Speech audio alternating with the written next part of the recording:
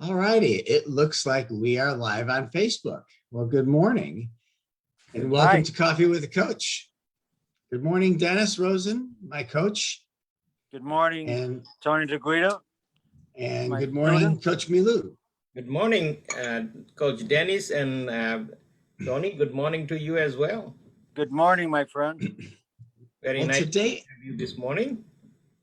It's nice today to be we're going to here. talk about positivity because as we're children, if you look at all the children around you, they're also positive, they're happy, they run around on a daily basis in the moment, just full of joy.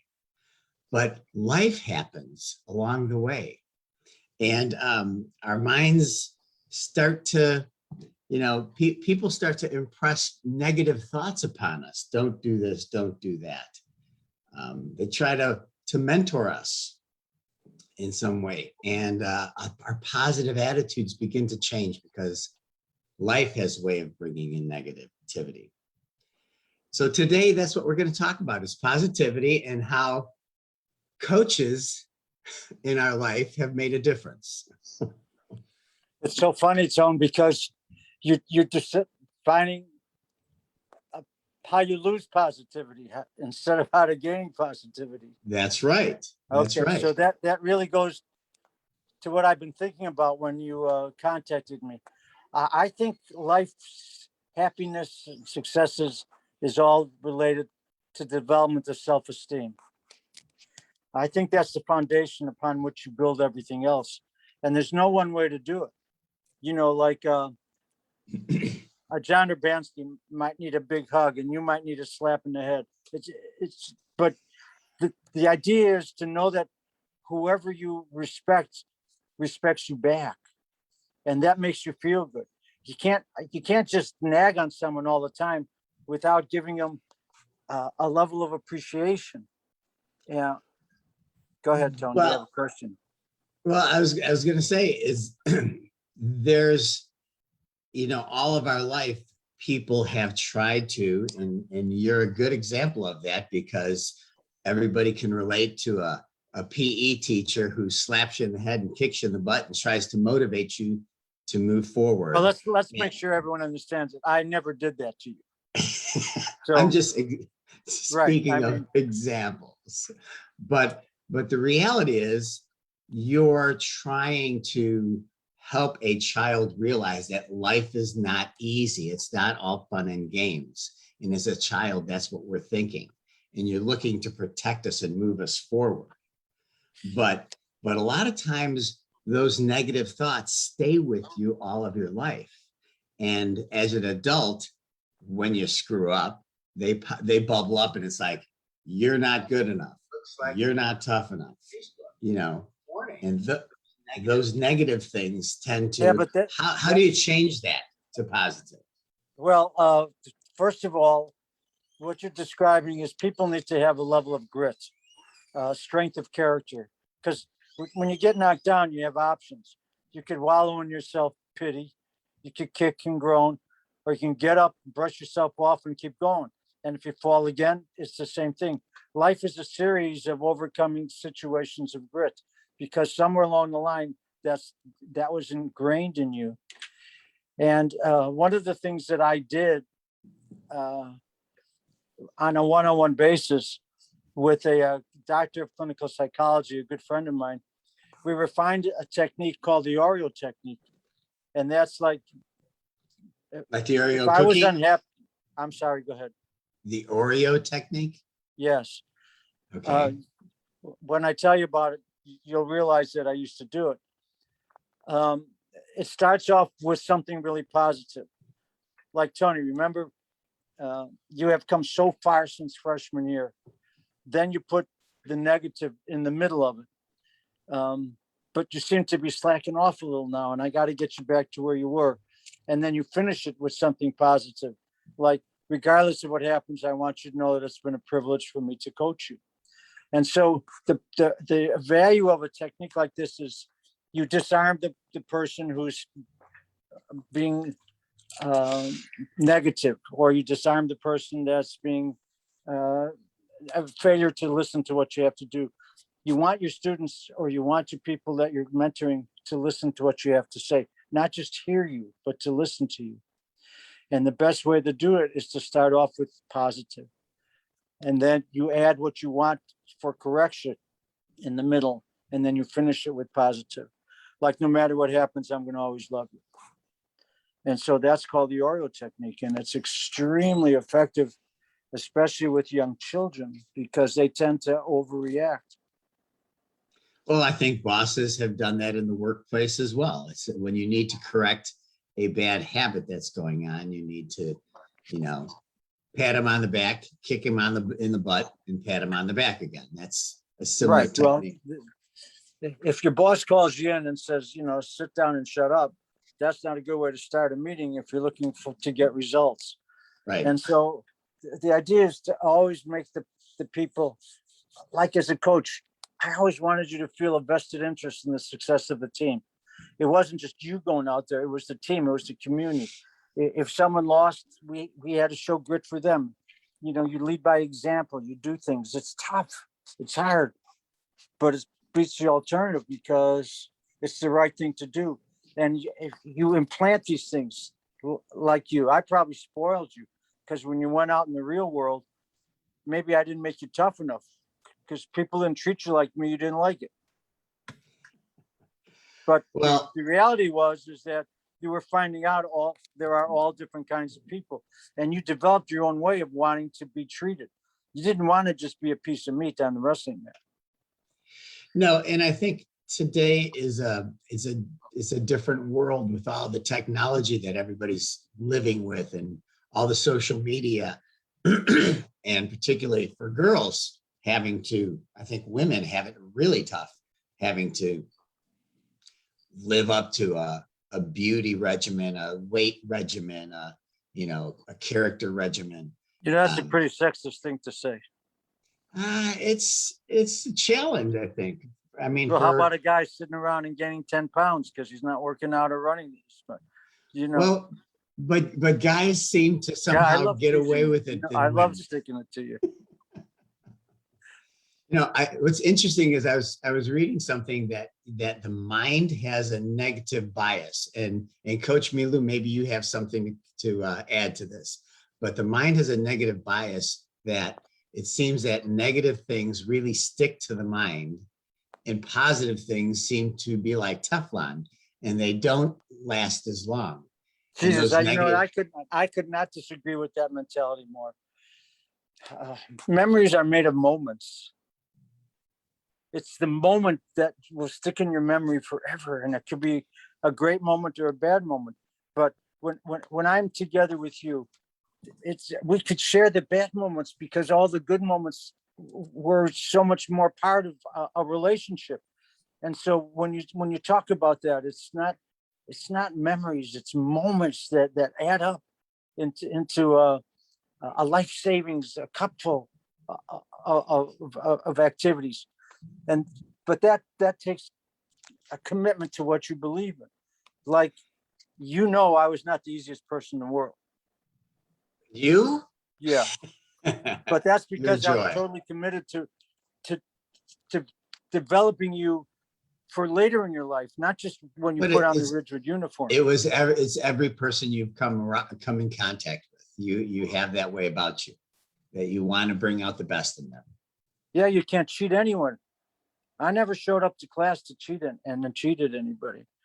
And but the idea wasn't what I was doing. The idea was I always thought that I knew who I wanted to be. I wanted to be someone that represented strength, integrity,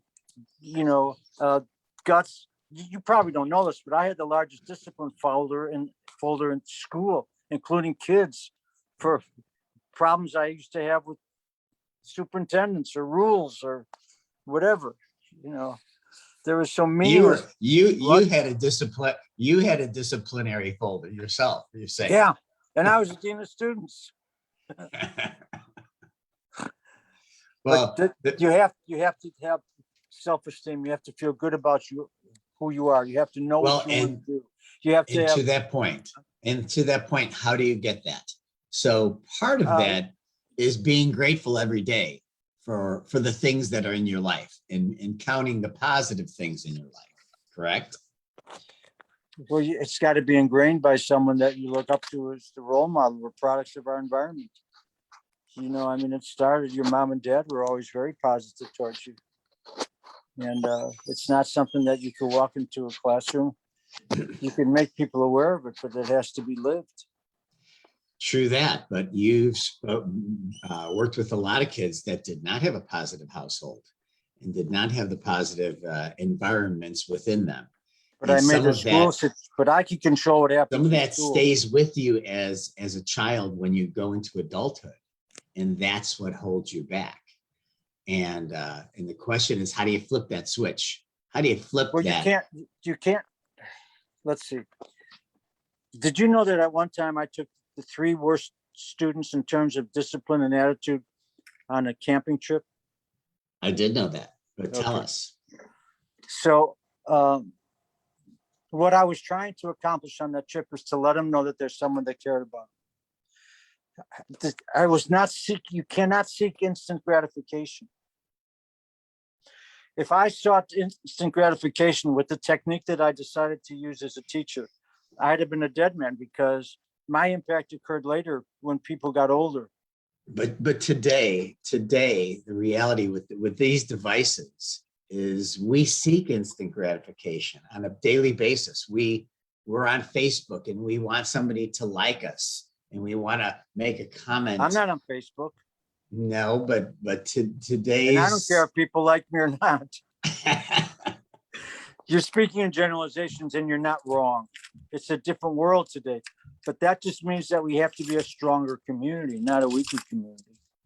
And I don't that's part disagree of with the that. problem. And so to resolve the issues that we have, there's a politician who's a Democrat, but he refuses to give up the idea that we could work together. And his fellow politicians of the Democratic Party are very concerned about it, because without his vote, they don't have a majority. Well, it would be 50-50. And he's just committed to his beliefs.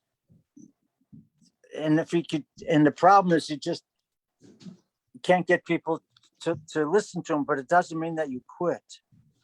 You keep going, you keep reinforcing what you believe in. There may be people that disagree with you, but that's one of the most beautiful things, Tone, is to idealistically be positive through the development of self-esteem in others. I mean, that's Well, why I tell you all the time, I feel like I'm so blessed. And we came through a very hard year this past year with COVID, and everybody was in different places of their separation from community.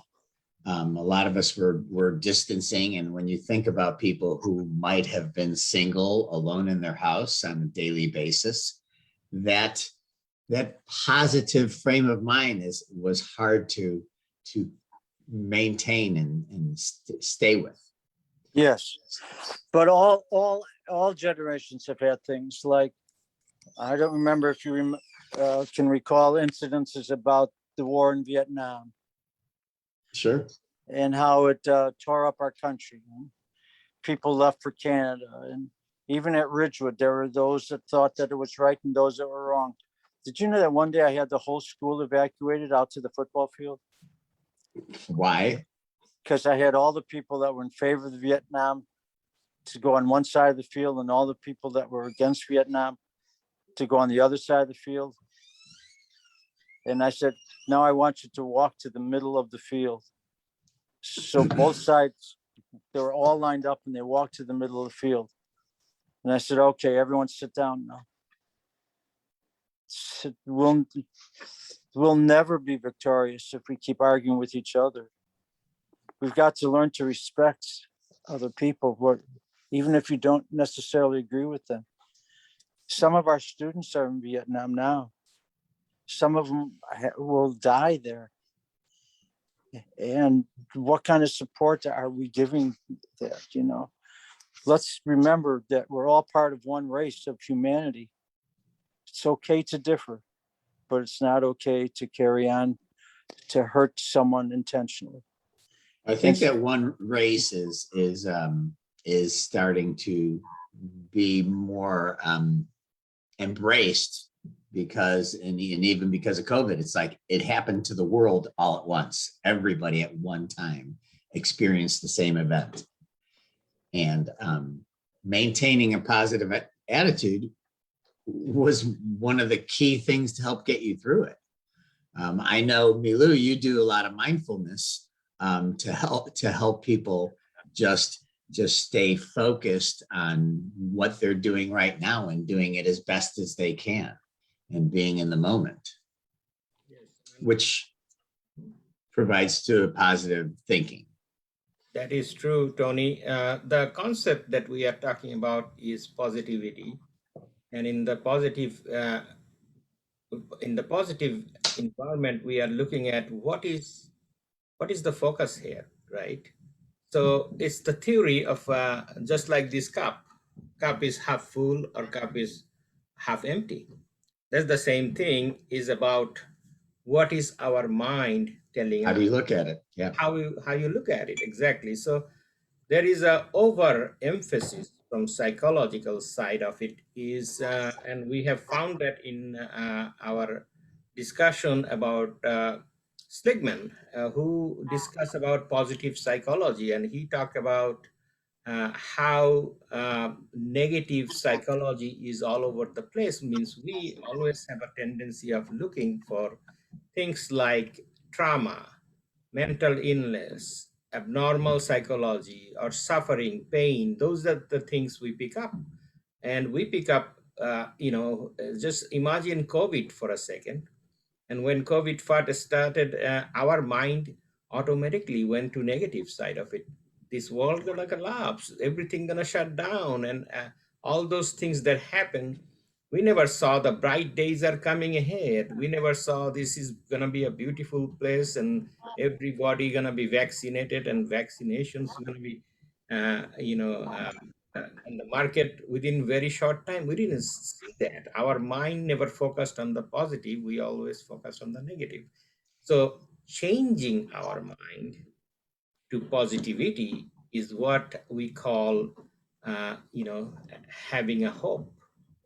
And hope is what, creates the positive mindset. So that's what Stigman talk about, and his research shows us that how to have the gratitude towards your life and enjoying life as it is, and as things come, have a positive outlook. Does that make sense? It absolutely makes sense. But on the other hand, you have all the people that were recognized as heroes. Right. You have all the people that became new role models for other people. You have people helping each other. Yes, you're absolutely right. Mass media and electronic online stuff tends to use the sensationalism. You know, if I help an old lady across the street, no one would ever mind that. But if she got hit by a car, it would be in the papers.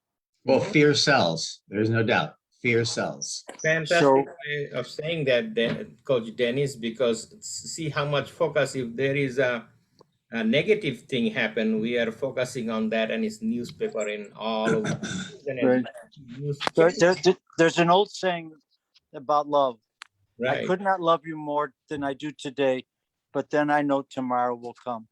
Exactly. And I like that. Tony, you ought to write that down. I like that. Yeah, I like it too, because it's true. And that's part of having, positivity.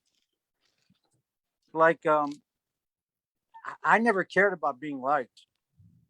I cared about making sure that I felt that I was doing the right thing as a responsible teacher to get these kids prepared to face life. And in facing life, they have to have a positive attitude, because they're going to get the shit kicked out of them in one way or the other, whether it's applying for a job or death, whatever it is. And so, excuse my language. So I try to give them levels of self-esteem when it was like, oh, I hate doing this. Oh, good, let's do it twice. what are we doing in gym today? Well, today we're going to run a mile, except Luigi came and said he don't want to run no miles. So we're going to run 2 miles today. I used to pour it on and until they could accept it. And then, I don't know, it worked for me.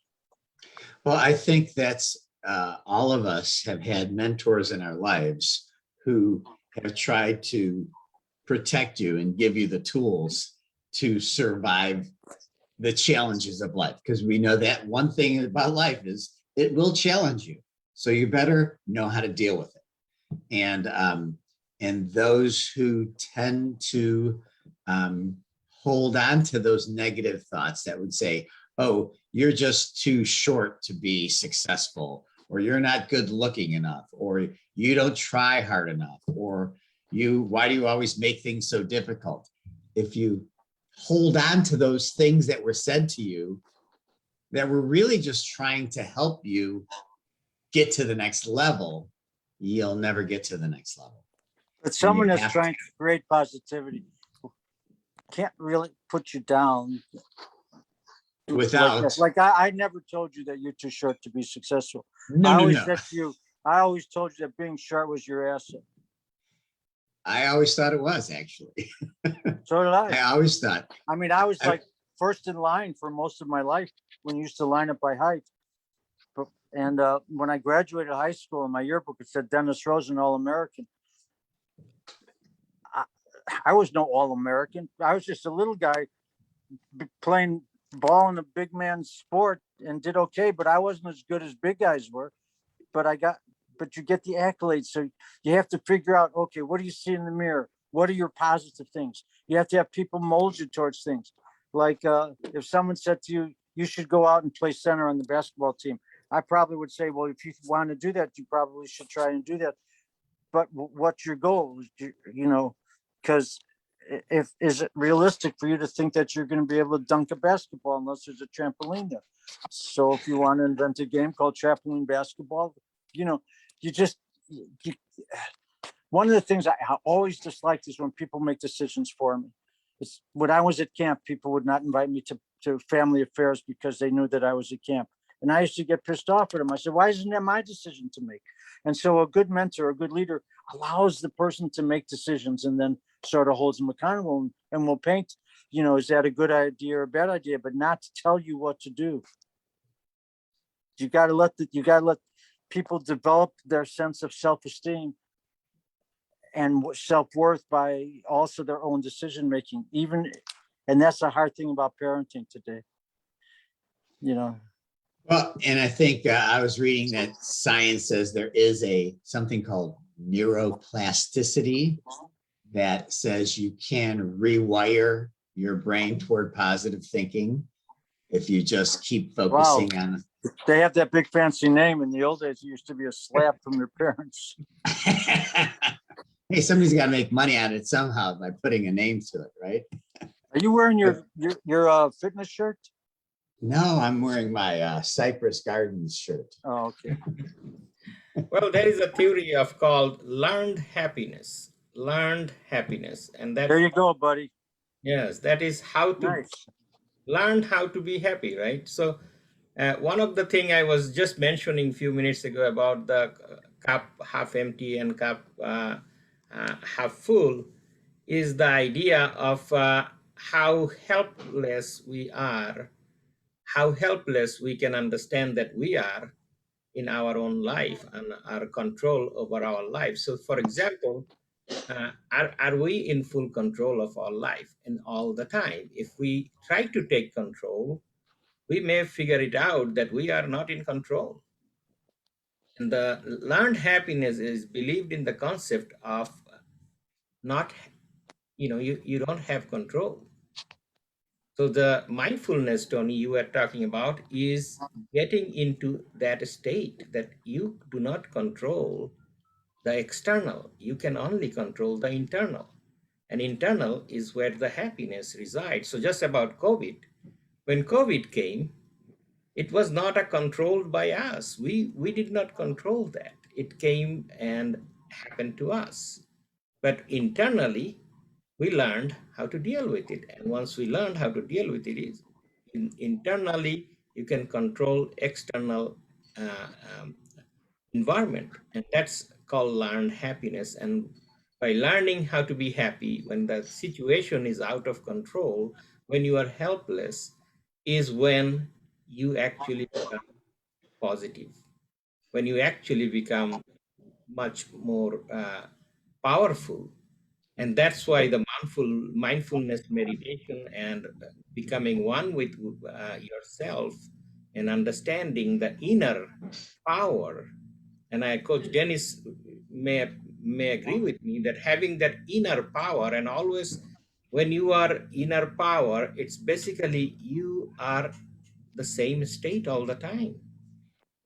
You don't have to be negative anymore, because now you believe that anything happening outside is not my control. I can only control myself and deal with the situation that I'm facing. I, I, do we have time for me to tell you a very personal story that's going on in my life Oh right yes, now? of course. We'll, if we need to, we'll extend the time. I a year ago last March, I was diagnosed with an incurable disease, and I went to Mayo Clinic, and I was told that I had a very rare disease. It's a blood disorder. It's called amyloidosis. There's two types. One that's in, genetically inherited, which I do not have, and the other is called the wild type. And the disease affects all parts of the body, but it was pretty much of a shocker. They told me I only had a couple more years to live. And then I said, okay, so where do we go from here? What am I going to do? And my going to what you said, you know, whatever's going to happen, I may not be in control of what's going to happen, just like you said, but I am in control of how I choose to deal with it.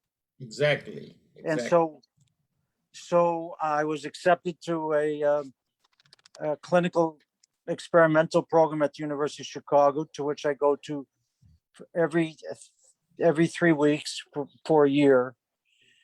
But then, because they told me that it's a very rare disease, and my research showed me that it was very rarely diagnosed, and I could have had this for 25 or 30 years, and all the doctors missed it.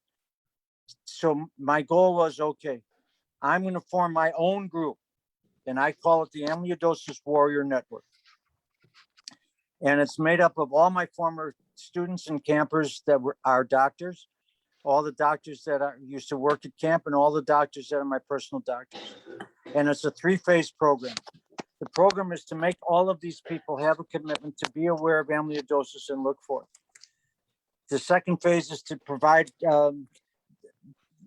information for people that are suffering from it. And the third phase is to provide guidance for people whose families are hurting from it. And so, like, I have rabbis involved with it, I have social workers. The uniqueness about my group is every person has a commitment to me. So since I decided this is what I'm going to do, I'm going to go down kicking and fighting. If I could just help one person, that would make it all worthwhile. I'm not trying to build a Taj Mahal. I'm just, trying to do one brick at a time. Well, so far, the group of doctors have diagnosed over 35 people. That means 35 people have now been diagnosed that probably wouldn't have been diagnosed, that have a greater chance of success for longer life. So that's what I decided to do, rather than, that's why your words were so meaningful to me, because I can't control the disease, but I can control what I do about it. Exactly. And that is what called learned happiness is. The Coach Dennis, you are giving us so much powerful and some nuggets of gold here that people can actually take it and understand what is learned happiness mean, and what is how you deal with it, and how you use your internals to deal with the external makes you happy, and you can be happy forever. You can be positive forever just by doing that. What example you just gave is an example of when the doctors are telling you, it's a rare disease and you have such a short time to live and all this. You could have take it negatively, but you No, did not. I You couldn't. taken it to positively, and you said, I'm gonna deal with it internally, and that's how I'm gonna deal with it. And look at the result of that is significant change. Right. So congratulations on that regard, Dennis. That's why your statement is so true. You can't control the corona, but you control what happens afterwards. And so, just, but I also feel that humor is a great part of what is necessary. People ask me, how do you feel? And I said, I'm a giver. I don't suffer. So what do you mean you're a giver? I give headaches, I give sorrows, I give grief, you know? That is, And so at the University of Chicago, I crack them up. They don't know what to expect next. It's fantastic. yes. Well, to your point, Milu, about telling people to go inside yourself and understand yourself, a lot of people don't know what that is or how to even start there, you know. But I think the first point that Coach Dennis has brought to the forefront is you've got to accept what is. You can't change the situation.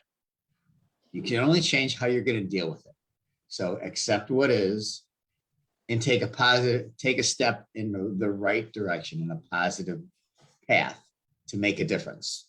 Tony, I would add to that is what Coach said is also the same, is you cannot change the external, but by changing your internal, you can change the external and how it's impact you and the whole world, because by becoming positive internally, you can influence the rest of the world in your external becomes positive.